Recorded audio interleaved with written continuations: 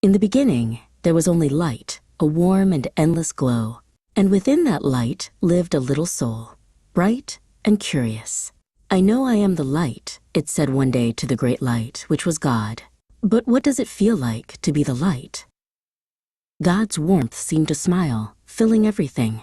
"A wonderful question, little one." God's feeling flowed. "To truly experience the light, you must first know what is not light. You must know the darkness." "What is darkness?"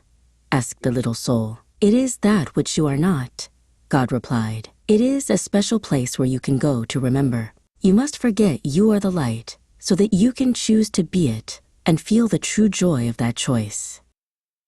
So the little soul traveled to a new world, a place of shapes and colors, feelings and thoughts. But upon arriving, it forgot its true nature. It felt small and sometimes alone.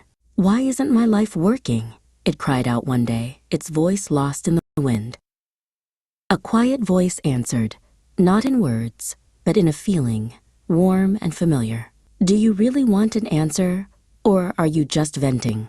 The little soul was surprised. "Both," it wrote in the dust. "I want to understand." The feeling voice explained that this world was a place of creation.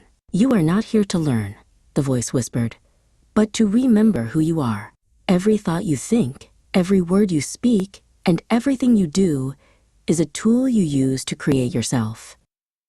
The voice spoke of two great feelings that were the start of everything: love and fear.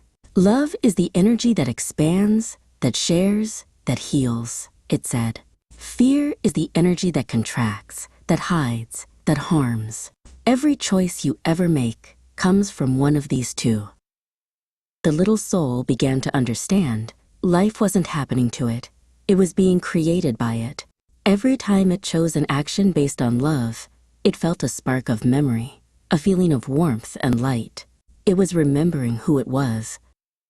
The voice, which the little soul now knew was God, was always there, not to give rules, but to offer opportunities. "You have no obligations," God said, "only opportunities to decide and to be who you really are. The highest choice is always the one that love would make." The little soul looked at the beautiful world it had created, a world filled with its choices. It was no longer afraid of the darkness, for it knew the darkness was just a chance to be the light.